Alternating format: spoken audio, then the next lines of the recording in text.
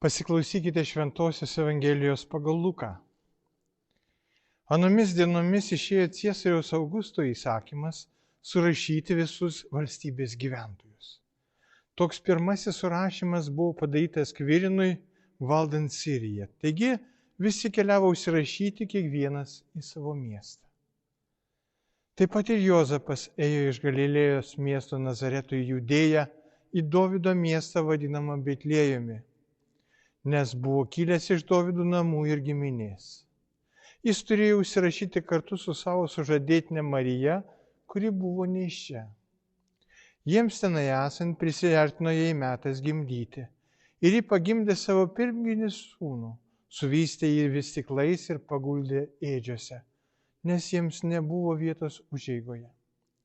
Toje apylinkėje nakvojo laukuose piemenys ir pakaitomis būdėdami sergėjo savo bandą. Jiems pasirodė Viešpaties angelas ir juos nutvėskė Viešpaties šlovės šviesa.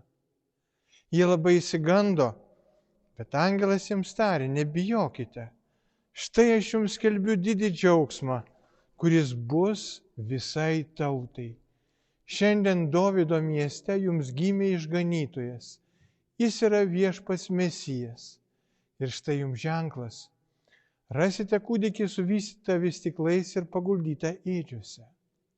Staiga prie angelo atsirado gausinga dangaus kareivija. Jie garbino Dievą giedodama: garbė Dievo aukštybėse, o žemė ramybė jo mylimiems žmonėms. Girdėjote Viešpaties žodį. Štai skelbiu jums didį džiaugsmą, kuris bus visai tautai. Šiandien jums Dovydo mieste gimė išganytojas, jis yra Viešpats Mesijas. Sveikindamas visus jūs Kristaus gimimo šventės proga, taip norisi pasidalyti pirmųjų Kalėdų džiaugsmu, kurį išgyveno švenčiausia mergelė Marija, Juozapas ir kūdikėlį Jėzų aplankė piemenys.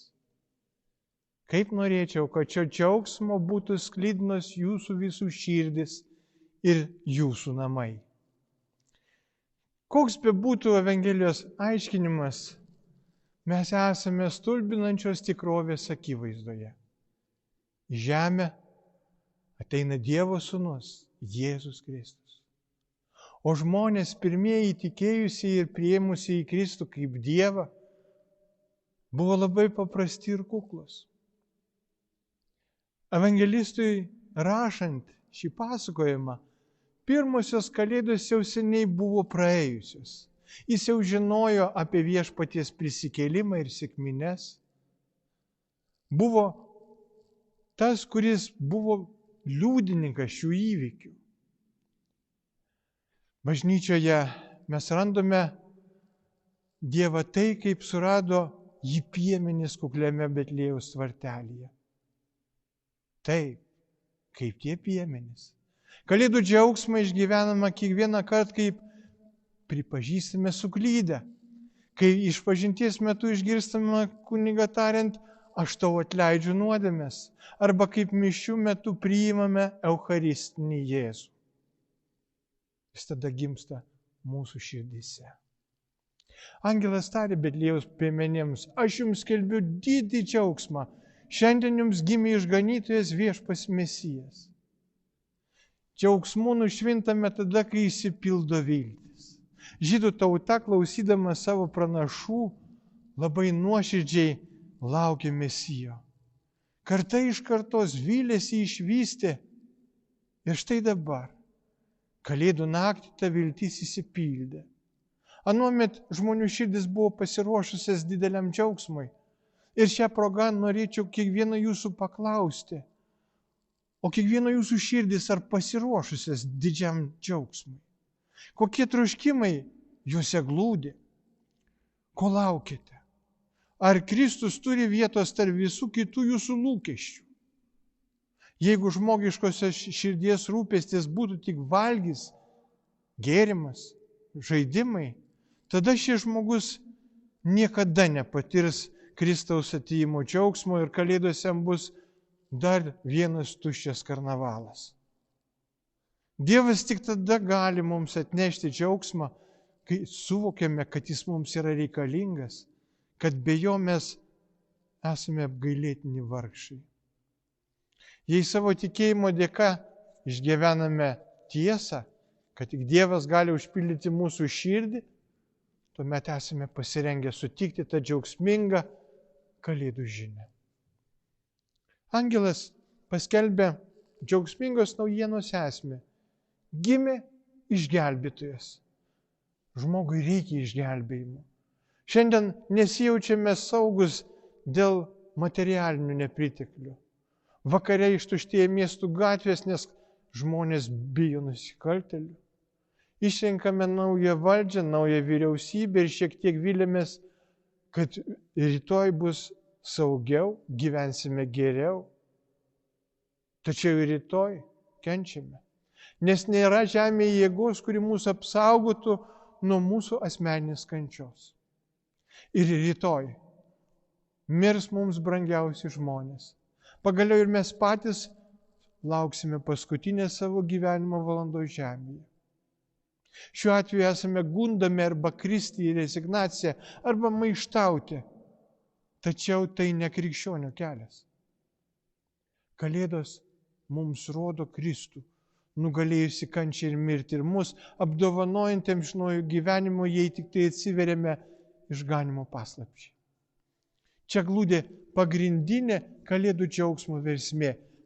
Mes esame tikrai išgelbėti ir tikrai saugus. Jei turime Kristų, mums niekas nieko negali pakenkti. Kristų priėmusiam žmogui galima pakenkti tik tiek, kiek traukiniui galima pakenkti jo ratus įkišus lazdą. Iš jos liks tik šipuliai, bet traukinys vis tiek judės pirmin. Tad šiandien iš tikrųjų džiaukimės. Pabandykime laikinai užmiršti tas kliūtis, kurios kartais aptemdo tikrai džiaugsmą. Mes turime Kristų, turime Kristaus bažnyčią, kur žmogus gimsta amžinajam gyvenimui, kur lengvai gali susitaikyti su Dievu ir nuolat draugauti su Kristumi Eucharistijoje. Mes iš tikrųjų esame laimingiausi žmonės, nes Dievas, Jis pirmas mus pamilo. Žiūrėkite, kokią meilę mūsų apdovanojo Tėvas. Mes vadinamės Dievo vaikais ir esame. Dar daugiau, Dievo Sūnus sumokėjo už mus didžiausią kainą, kryžiaus ir mirties kainą. Todėl ir šiandien sklinda ir iš mūsų širdžių bei lūpų garbė Dievo aukštybėse.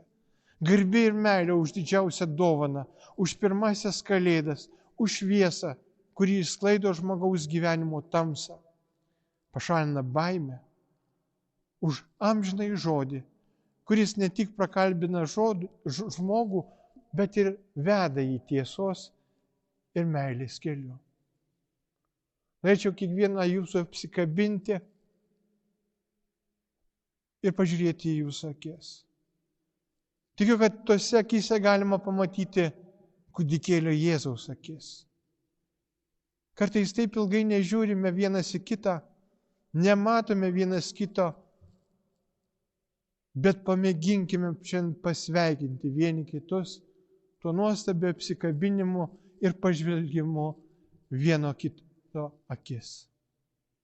O ten tikrai rasime tada daugelį atsakymų į daugelį mums iškilusių klausimų.